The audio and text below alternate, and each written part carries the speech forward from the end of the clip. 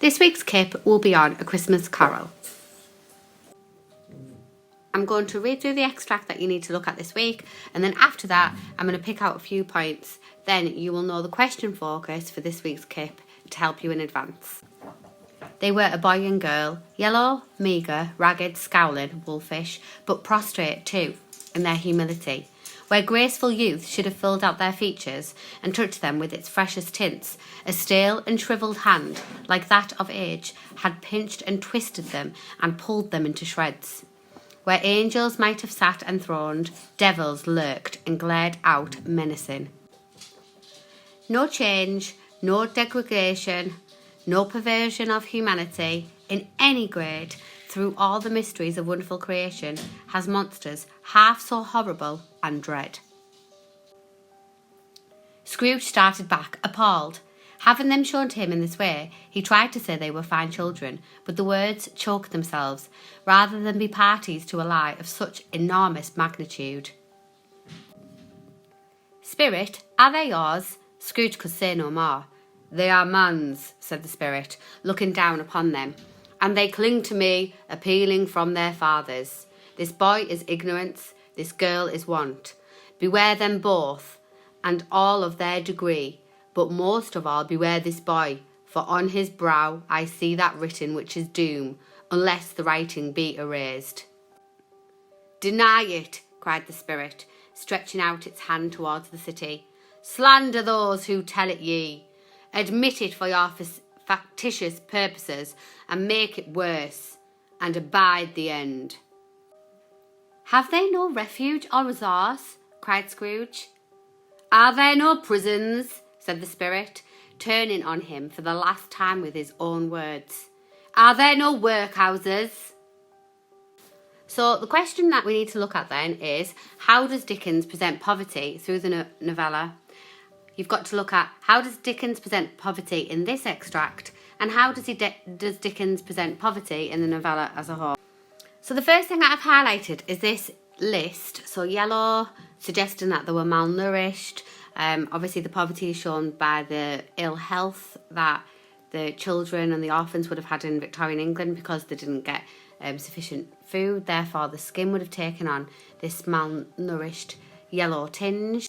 But I've also highlighted the word meagre, which suggests like they're underfed and they're very small and fragile and weak. Ragged and scowling. Ragged, the appearance and the claws, the scowling, they almost look aggressive. And then you've got a really interesting animalistic adjective, wolfish, there, suggesting that there's something aggressive and violent about them too. And prostrate too, which means sort of putting your face to the ground, suggesting they have a low opinion of themselves. And again, here Dickens is using juxtaposition, where graceful youth should have filled their features out.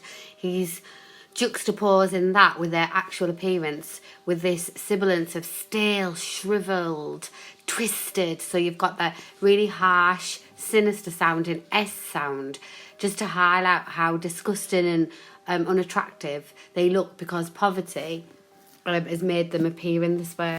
And you've got some very aggressive verbs as well, just to pinched and twisted and pulled, suggesting the violence and the pain that poverty causes.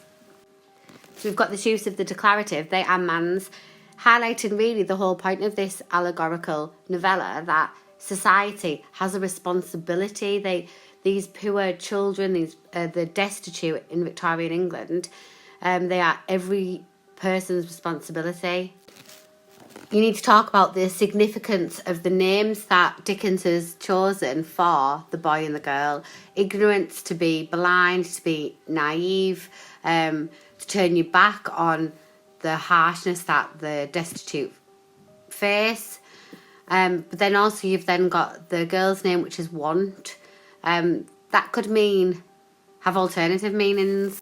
It could be significant of the want of the poor, showing that they lack resources, they lack money, they lack food, they lack appropriate healthcare. But it also then could alternatively demonstrate the want and the greed and the avaricious nature of the upper classes that just kept keeping the lower class within their situation so they could profit and gain. However, Dickens is highlighting here that he believes that the greatest sin that mankind could have would be to be ignorant to the suffering of the poor. And if we are ignorant, then we will bring about mankind's own demise and bring about the doom. And there is an ominous, sinister warning that this ghost brings Scrooge when he uses the imperative: deny it and abide the end. So if you choose to look at these two children and ignore their plight, their suffering, then your actions will contribute to the demise of society. And possibly here you have an absolute juxtaposition of Scrooge from the beginning to the end, where instead of saying, are the workhouses in full rigour? Are the prisons in all working order? Instead, out of Scrooge's mouth, he asks the question, have they no refuge or resource? Highlighting, if we bring it back to the question focus, that he now cares, he now feels a sense of responsibility to help the poor. And he's asking, haven't they got any source of help or welfare or appropriate accommodation or systems to help them? Showing a distinct change in Scrooge from the beginning of the novella to here. And a perfect quote to back this up now would be the repetition of Scrooge's earlier lines: are there no prisons, are there no workhouses?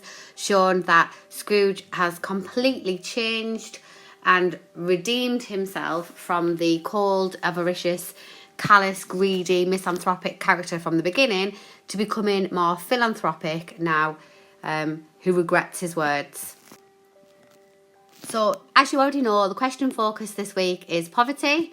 So the key moments of the charity gentleman at the beginning, Cratchit's poverty and how the Cratchits behave in a very thankful, grateful, happy way despite their lack of wealth. Ignorance and want, which is the extract, so you have to talk about those anyway. And then the poor part of town, there's a lot of description of the poor part of town when they go to see old Joe to sell Scrooge's possessions when he's died. Also think about the context. So Dickens wanted to publicise the deplorable, the horrific conditions that the poor were forced to live in and work in. The Cratchits are the face, metaphorically, of the poor, but Dickens also shows glimpses of more extreme poverty and stave for, so keep an eye out for that. And I have also listed some key quotations on the side. If you can memorise them and add them in, then you've shown the examiner that you can talk about the whole of the novella and where poverty is shown. Thanks for listening. And really, I just wanted to say good luck for your KIP this week. Make sure, if you know now that the question focus is poverty, you need to Google or go on BBC Bitesize and look at where else is poverty shown in the novella and what's the point, what was Dickens trying to show. Also, make sure you manage to get in some link to the Poor Law of 1834.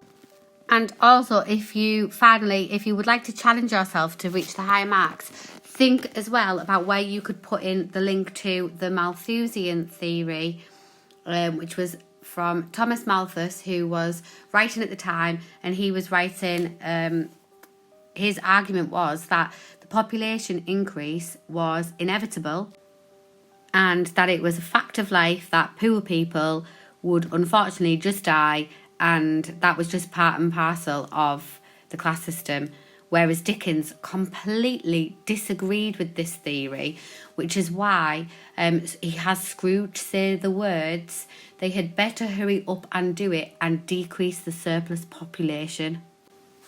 This was a direct criticism of anyone who followed the Malthusian theory and who agreed that poor people would just die as a result of not having enough and weren't prepared to do anything to help and support them.